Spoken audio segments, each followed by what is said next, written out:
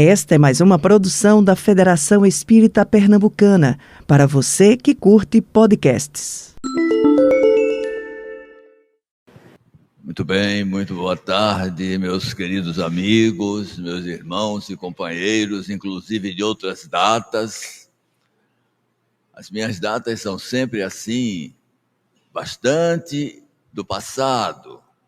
Eu sou um pouco sobrevivente de uma geração que já se despediu de todos nós e nos anteciparam essas pessoas exatamente naquele espaço que é o nosso espaço, o espaço do Espírito.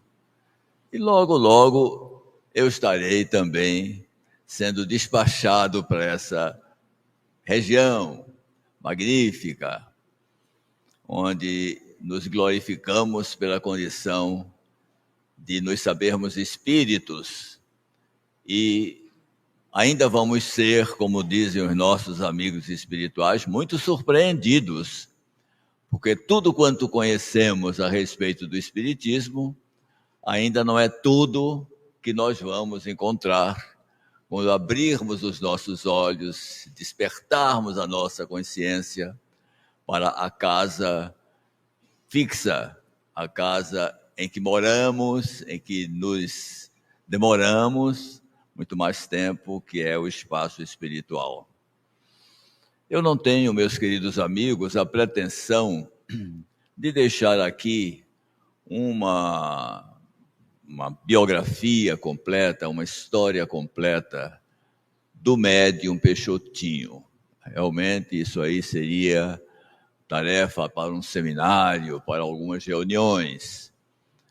Então, eu vou começar esta palestra fazendo uma espécie de exposição de diversas fotografias que vão dar a todos os presentes hoje que ainda não conhecem a obra de Peixotinho exatamente uma ideia do que ela representa e de que o representou o nosso Peixotinho na grande história heróica até de formação do movimento espírita brasileiro, com colunas que nasceram no Rio, aqui no Recife e em outras partes do país, e foram realmente colunas representativas ou importantes para a construção da realidade que nós vivemos hoje.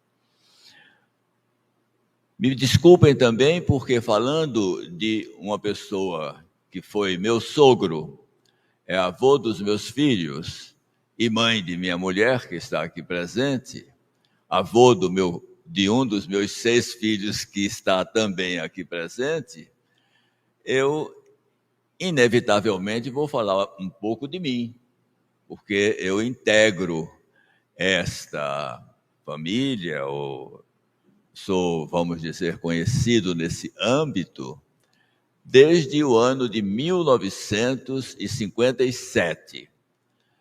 Eu queria saber quem já era nascido em 1957 aqui.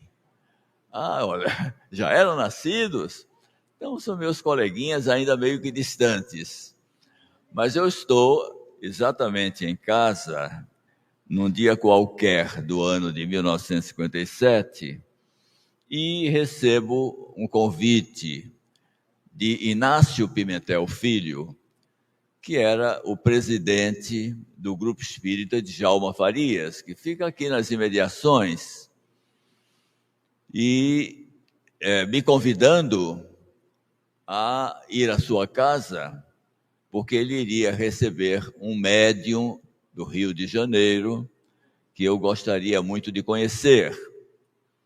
Então, logicamente, eu fui à casa do nosso querido Pimentel, que ficava ao lado da igreja do Espinheiro, bem aqui pertinho, e quando chego lá encontro exatamente o médium Peixotinho. Acontece, entretanto, que Peixotinho não veio só, ele trouxe uma de suas filhas, e eu cometi o primeiro ato falho, que não foi tão falho assim. eu convidei a filha de Peixotinho para conhecer o Recife. Era a primeira vez que ela saía do Rio, vinha aqui pelo Nordeste e tal. Ela aceitou. E estão rindo, né? A consequência disso é que 2 anos depois eu estava casado com essa moça e começo a contar esse aspecto da minha história para que os solteiros aqui sejam mais comedidos quando receberem a visita de uma moça que venha do Rio de Janeiro. Para conhecer o Recife, então, vocês imaginam. Na época, nós éramos realmente muito vigiados e uma das filhas do doutor Antônio Lucas, que era realmente membro de nosso centro, foi indicada para nos acompanhar. Logicamente que eu não podia sair sozinho com a filha de Peixotinho por aí sem destino. Então ela testemunhou toda essa nossa, vamos dizer, esse nosso encontro. E acontece exatamente isto. Estejam advertidos os jovens para que sejam mais comedidos nas suas ambições de mostrar a cidade do Recife.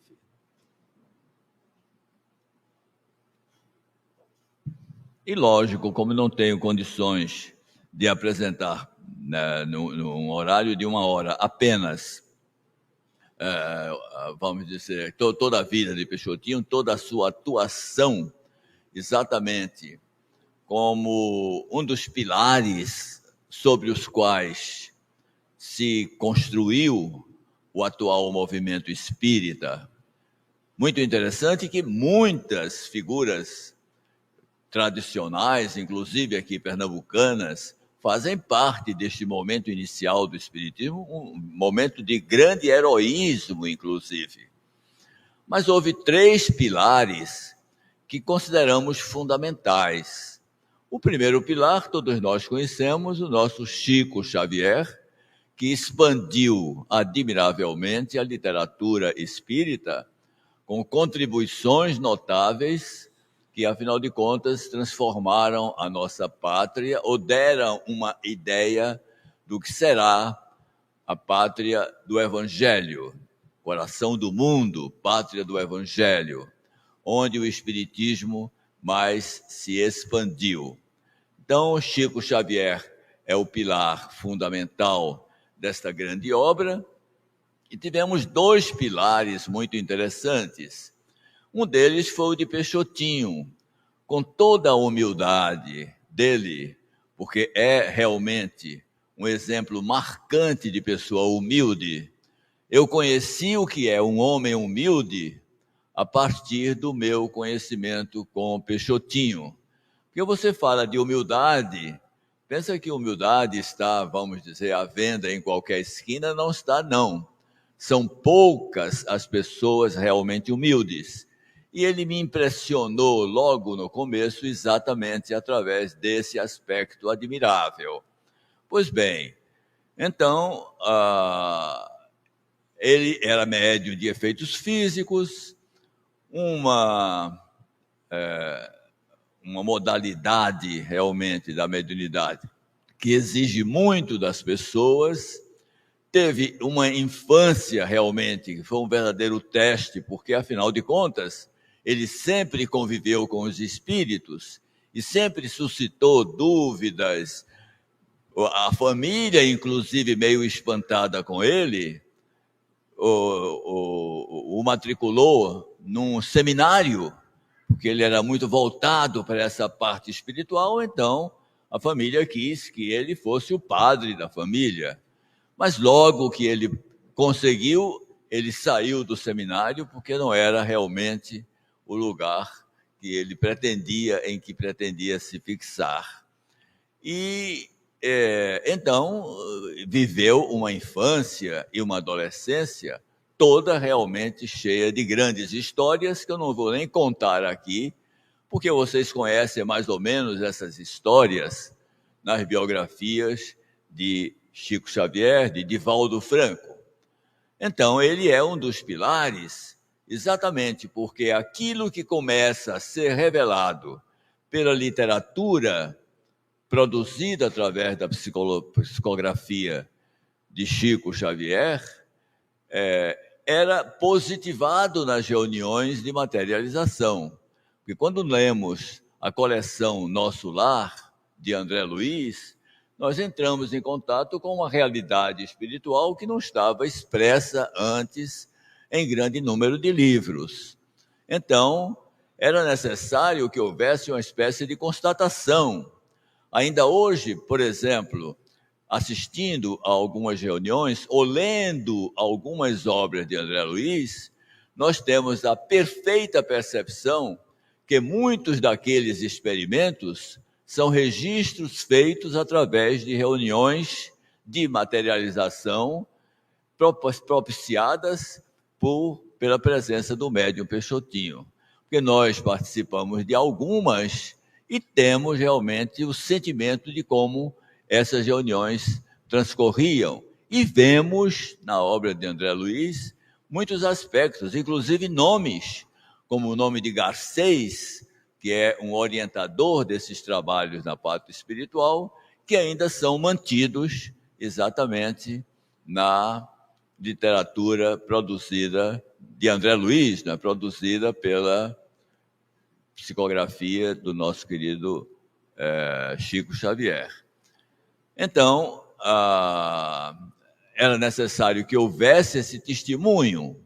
Então, as pessoas liam as obras e viam a comprovação dessas obras. Por isso que nós o consideramos um pilar que não tem que não apareceu da mesma forma dos outros pilares, mas foi importantíssimo para que realmente nós dessemos um crédito maior, inclusive nas grandes revelações do nosso André Luiz. E do outro lado, apareceu um jovem na Bahia que realmente arrebatou as multidões, que todos nós hoje conhecemos com o nome de Divaldo Franco.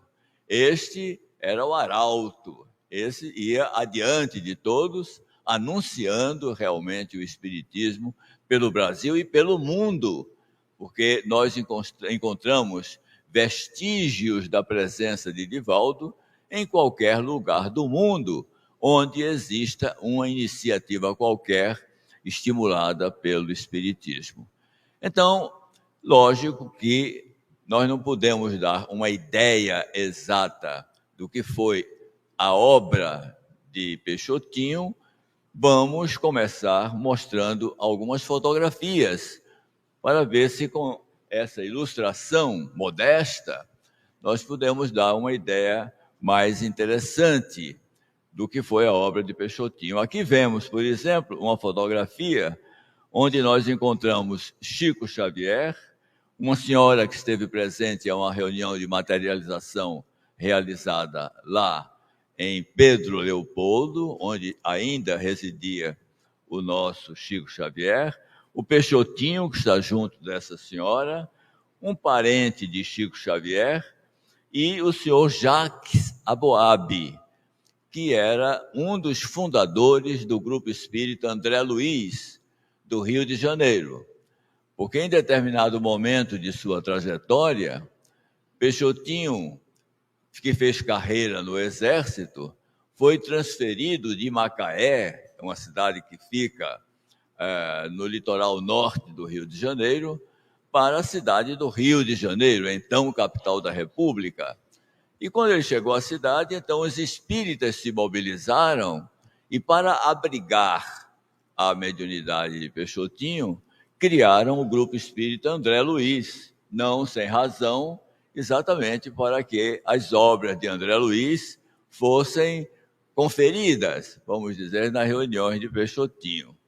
Essa obra foi fundada e foi instituída, foi localizada no começo, exatamente na rua Mocorvo Filho, que desemboca na Praça da República, no Rio, que era o escritório desse cidadão de gravata e paletó que está aqui nesta fotografia e também presenciou essa reunião entre com os dois médios, o médio Peixotinho e o médio Chico Xavier.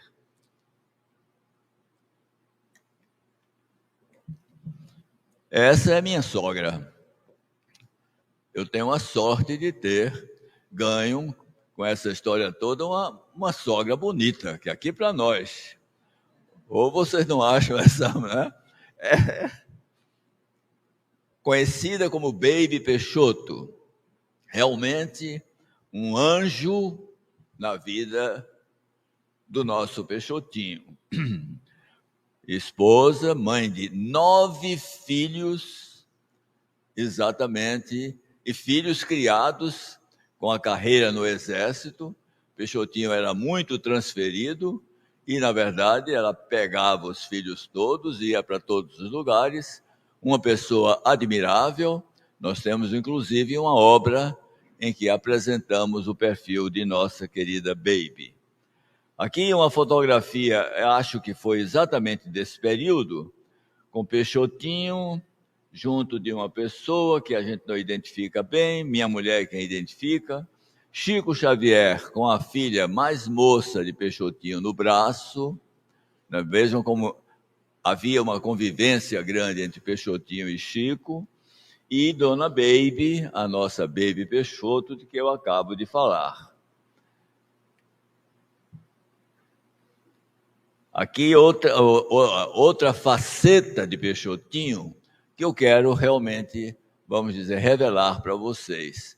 Era o maior relações públicas do Brasil. Realmente ele fazia tudo para conhecer pessoas, receber pessoas, abrigar pessoas. Era dessas pessoas que gostavam de gente. Então Peixotinho, sabendo que essa senhora, mãe de Humberto de Campos, o maior cronista da literatura brasileira, estava em Fortaleza, onde ele se encontrava em visita, ele quis estar com a mãe de Humberto de Campos e trouxe isso como testemunho de como eram relações públicas admirável o nosso querido Peixoto. Aqui nós temos uma foto histórica. É a foto de inauguração da última casa espírita que foi fundada, instituída e trabalhada durante algum tempo ainda pelo nosso Peixotinho, em Campos dos Goitacazes, lá no norte do Rio de Janeiro, cidade maior dessa região, muito irmã do Recife, porque é uma cidade de usinas, de indústrias açucareiras, né, dessa tradição do açúcar, e essa foi a sessão inicial, e há uma moça ali, do cabelo assanhado, que trazia um livro para ser assinado pelos presentes. Essa moça é minha mulher.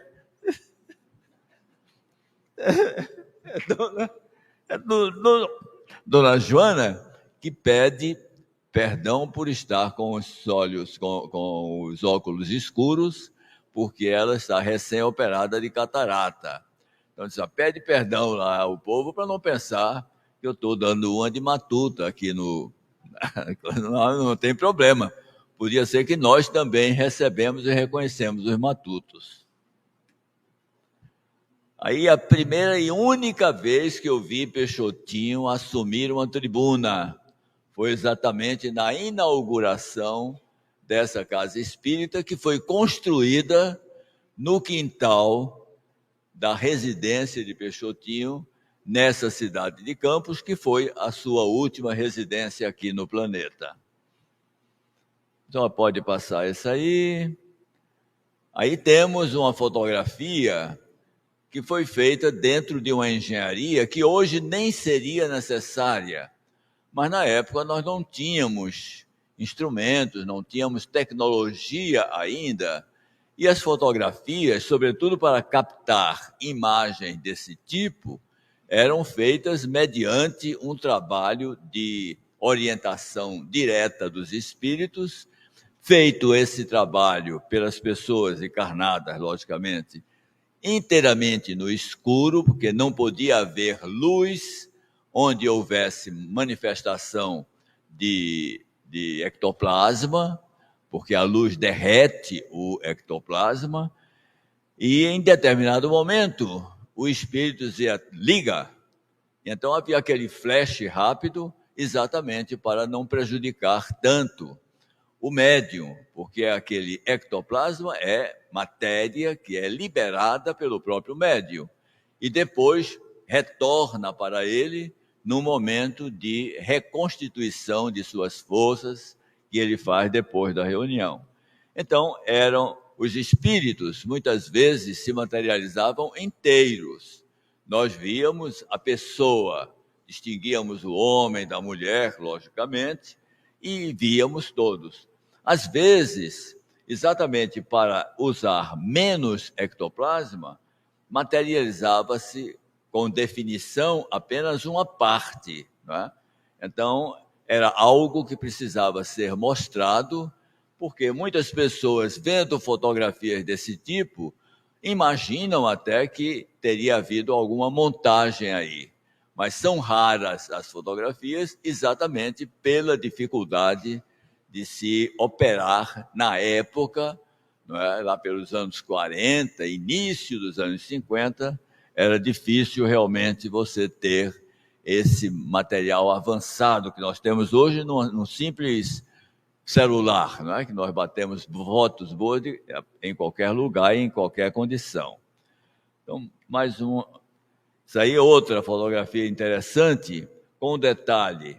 O nome desse espírito era e é Carlos Augusto, um nome, inclusive, que minha mulher quis dar ao filho que nos acompanha hoje nesta visita, e a um querido companheiro nosso que é dirigente do nosso Lar Teresa de Jesus e do Peixotinho, que está presente também Carlos Augusto. Então, há uma inflação de Carlos Augusto aqui, nós todos somos minoria. Muito bem.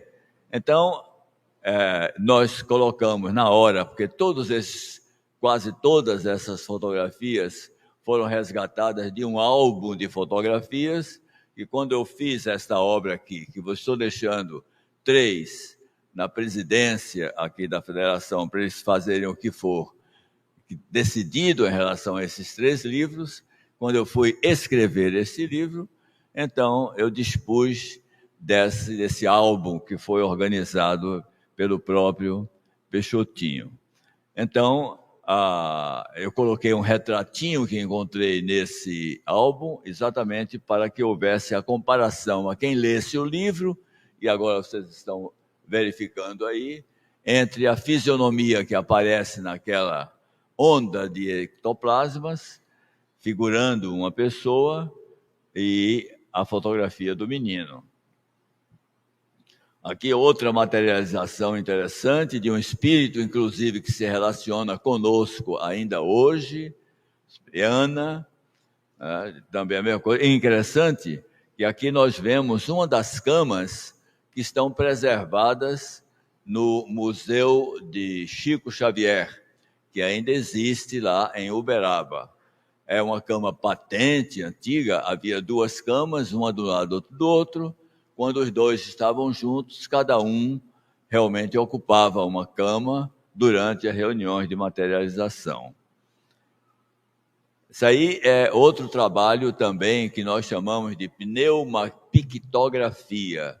Quer dizer, é um desenho ou uma obra de arte, qualquer coisa, feita diretamente pelos espíritos.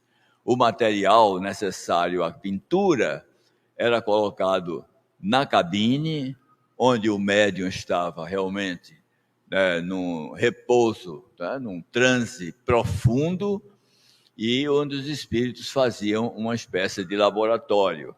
Esse retratinho está aí com o material de pintura, não é, deixado à disposição dos espíritos.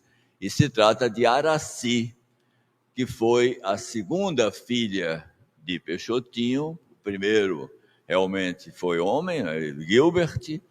A segunda foi Araci, que foi a sua orientadora. Foi o espírito que veio exatamente para que ele formasse essa ponte com esse espírito, que foi a sua grande orientadora durante a vida, porque viveu apenas 2 anos, que veio realmente para ser reconhecida e ligar-se a ele de uma forma mais direta. Aqui também um desenho feito pelos espíritos. Aqui outro desenho feito pelos espíritos. Nós vamos dar notícia no conteúdo que pretendemos revelar. É Sheila, que foi revelada para o movimento espírita no mundo exatamente numa das reuniões de Peixotinho, por um irmão dela, que já se comunicava, né, quando ela estava falecendo, morrendo, lá na Alemanha. O irmão estava numa reunião com o Peixotinho e anunciou que naquele momento queria assistência do grupo espírita Pedro, que era o grupo espírita do momento, lá em Macaé ainda, para uma irmã dele cuja casa havia sido bombardeada na Segunda Guerra.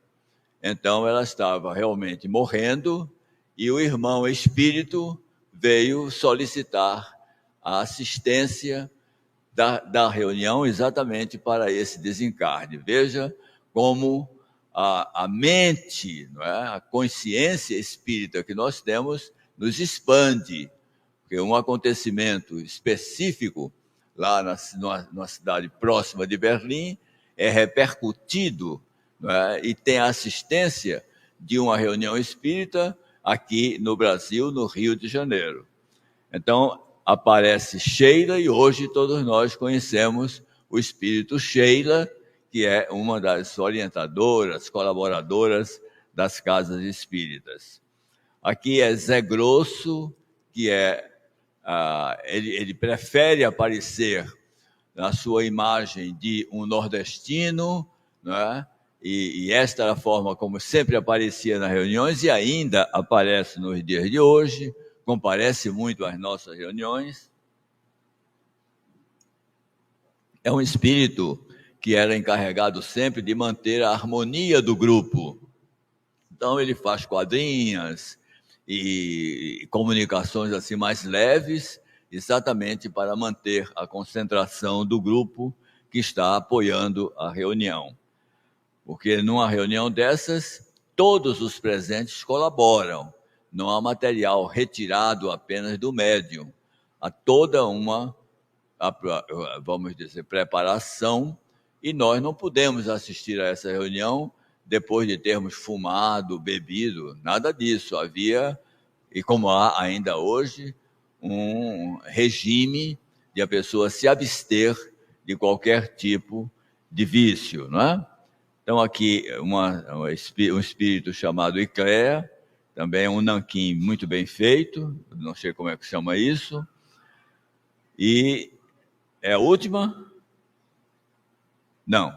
Bom, aí nós temos inclusive um tratamento de um dos dirigentes lá da Casa Espírita, fundada por Peixotinho, em Campos. Pode passar. Aí um espírito materializado aí, tratando dele.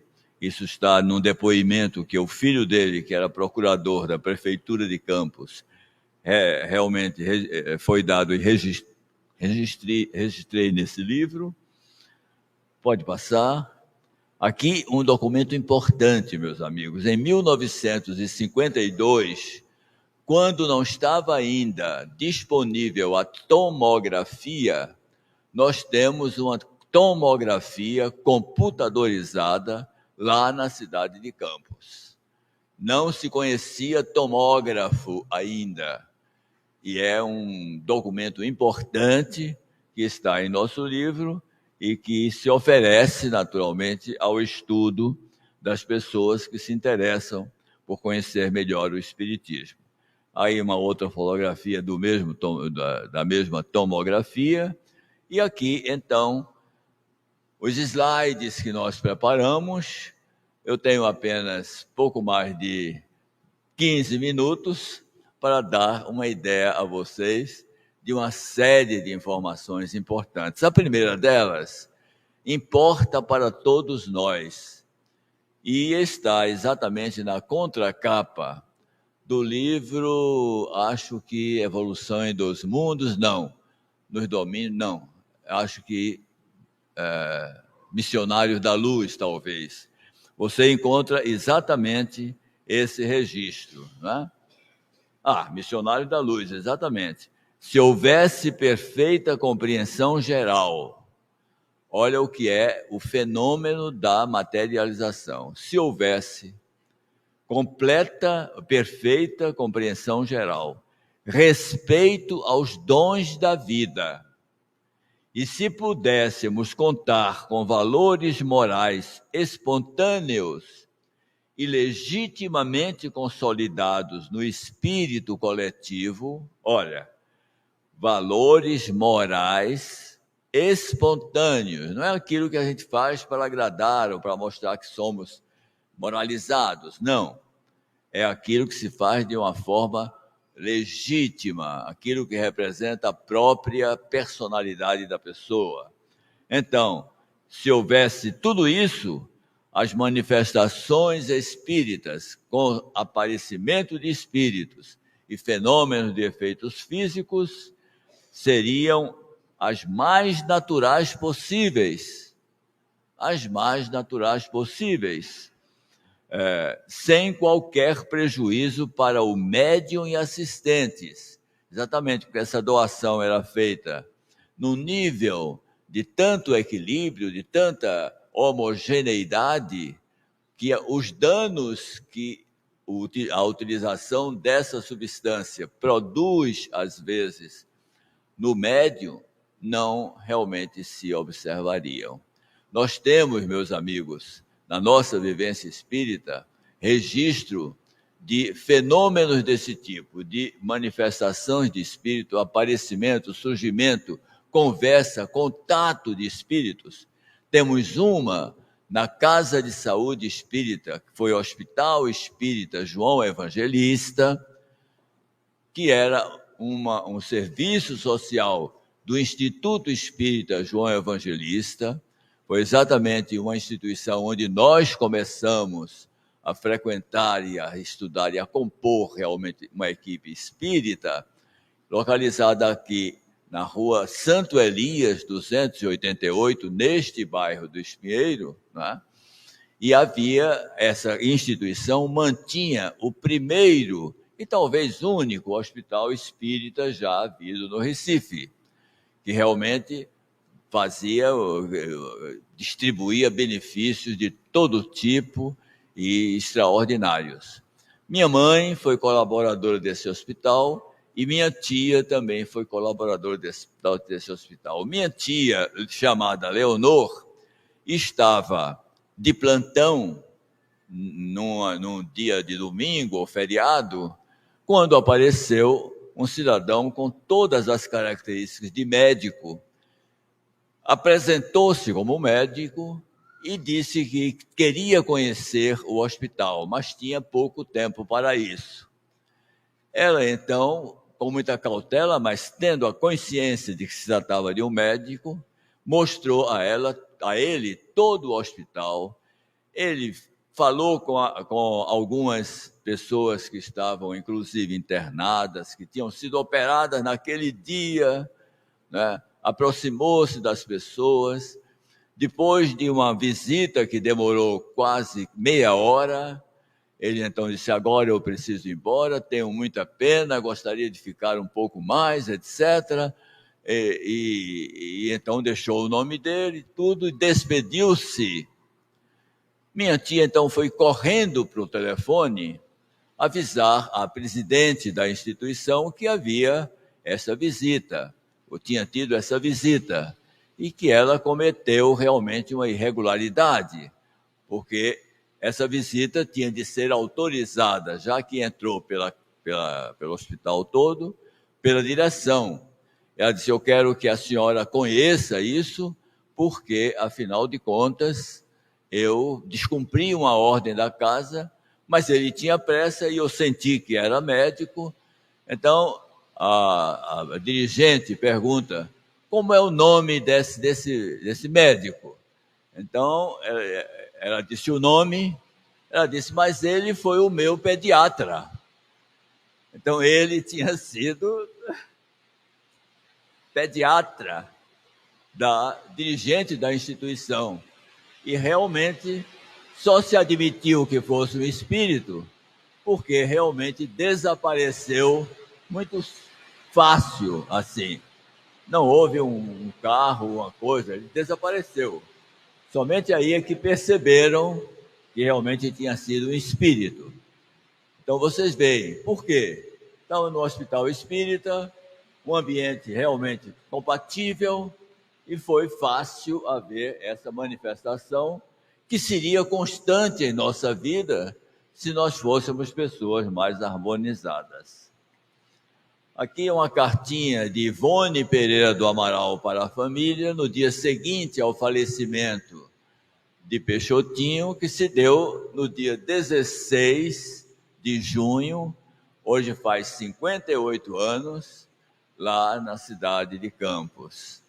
Então, a nossa médium, Ivone Pereira, se solidarizando com a família pelo desencarne de Peixotinho. Documento importante para nós. Aqui um trabalho de Peixotinho. Ele pegou fotografias dos filhos e fez esse medalhão que está no tal álbum que eu requisitei, naturalmente, para fazer este livro.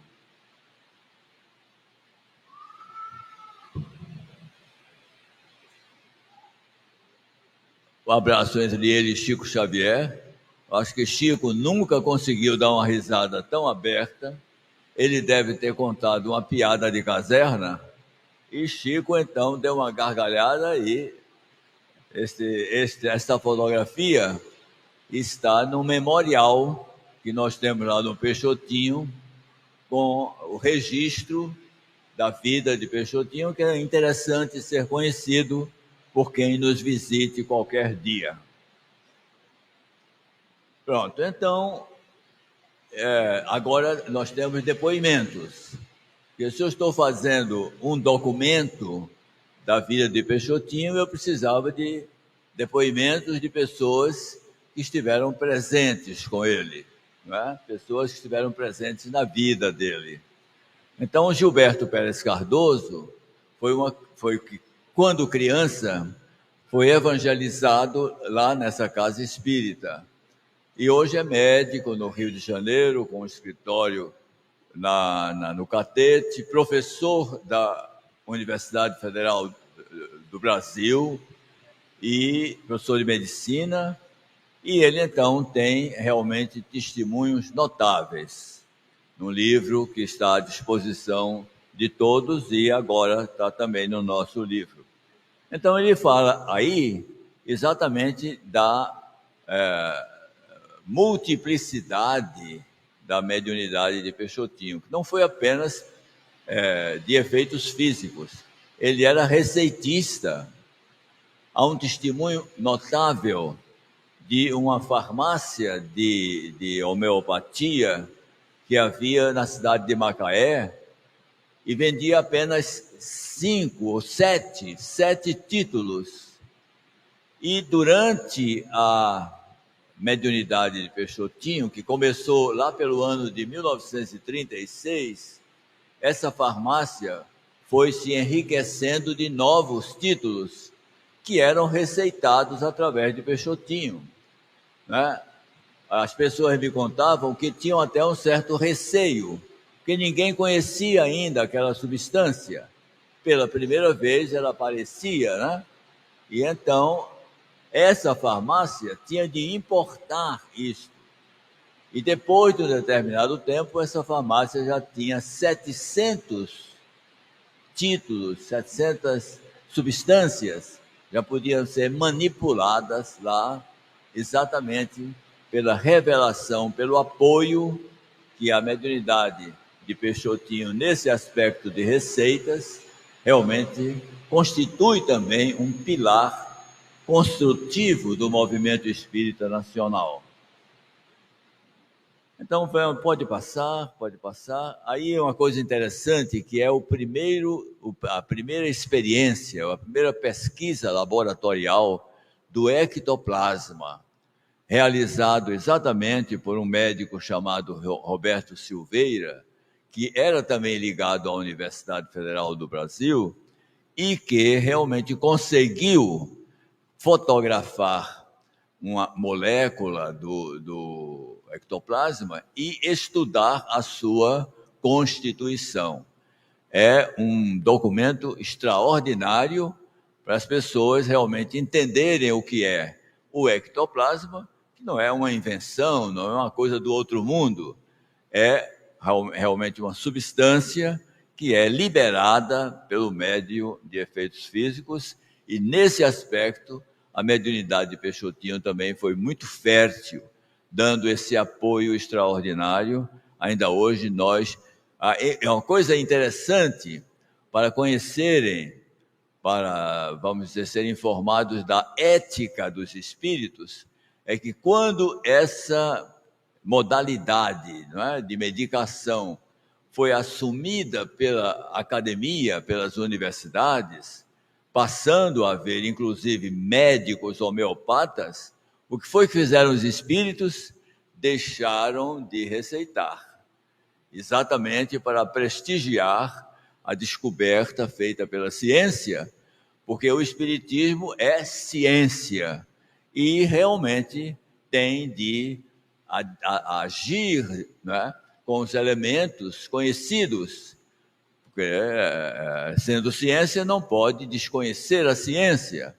Então os espíritos com consciência disso, hoje são muito poucas as reuniões em que os espíritos se manifestam dando receituário homeopático. Por quê? Porque existem médicos homeopatas e a espiritualidade sabe que ela mesma contribuiu para que esses estudos fossem feitos e a homeopatia passasse a ter realmente a aprovação dos centros universitários. Pode passar, querido? Vê se aí a matéria orgânica que entra na composição do ectoplasma, que é o carbono, o hidrogênio, o oxigênio e o nitrogênio, né? E também o fósforo, que é uma lecitina fosfórica, e enfim, aí está toda uma informação científica sobre o ectoplasma. Não é uma fumacinha apenas, é matéria realmente que serve para materializar os objetos. Então, mais detalhes sobre o ectoplasma, pode passar. Aqui uma coisa muito interessante, um fenômeno que demonstra como realmente o médium, vamos dizer, pode se prejudicar se não houver um ambiente seguro para a realização da ectoplasmia.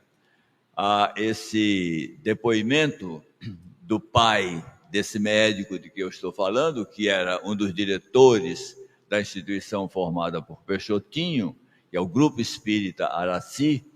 Então, ele identifica, entrando na cabine com a autorização dos espíritos, ele nota que o corpo de Peixotinho está reduzido praticamente à metade.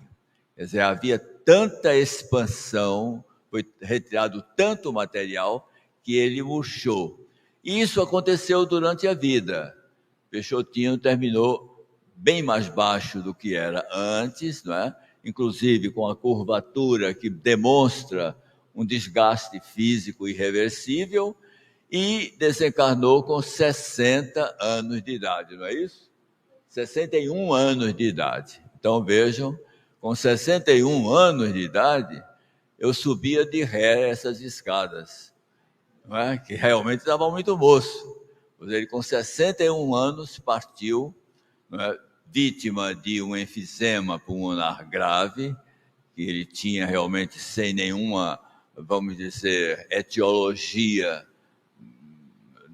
nesta encarnação, trouxe naturalmente como consequência de antigos vícios, né, que ficam realmente alojados no perispírito, e então tudo isso junto fez com que ele vivesse apenas entre nós durante 61 anos. Pode passar, meu filho. Não se sabe a pretexto de um... esse outro episódio é notável e mostra quanto o médium é testado. Um médico, oficial médico, flagra uma comunicação de um espírito através de Peixotinho em pleno expediente do quartel. Então o médico viu aquilo, ficou irritado e fez uma fotografia, naturalmente, para fazer uma acusação.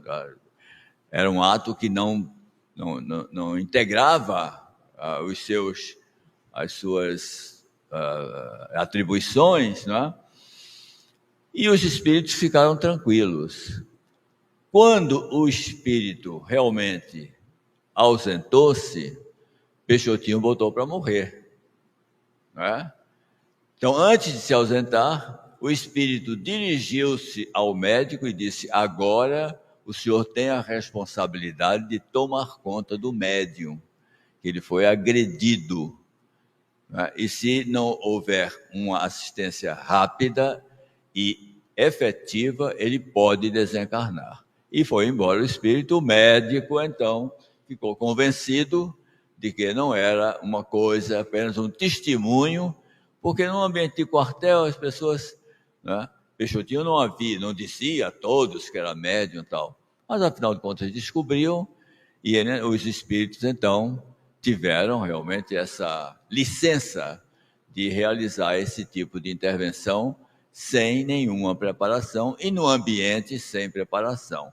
É por isso que André Luiz diz lá no Missionários da Luz: se houvesse realmente harmonia e moralidade entre nós, esses fenômenos seriam constantes sem haver nenhum dano físico do médium que empresta a sua energia para a concretização desses fenômenos. Vocês compreenderam tudo o que eu tentei explicar? Pois tem muito mais coisa para dizer. Agora, o relógio, nós sabemos, é materialista. Quando nós começamos a falar de espiritismo, eles pegam uma velocidade enorme. E já são 5 horas da tarde. Como eu conheço que estou numa instituição que preza muito a ordem, não é? Então, eu sou compelido a me despedir de vocês. Deixo 3 livros aqui, né? 3 exemplares do nosso livro, que é um documento do Espiritismo. Então, a presidência da casa fará realmente. E fomos assistidos aqui hoje por uma senhora que foi minha aluna lá na universidade, né?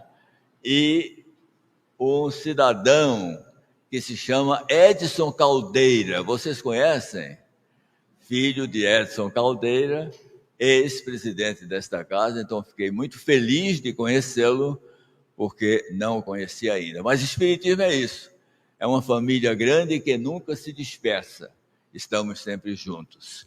Com todos aqui, a mesma coisa, graças a Deus. Deus abençoe a todos. E em outra oportunidade eu continuarei essa história, prometo. Você ouviu o podcast da Federação Espírita Pernambucana.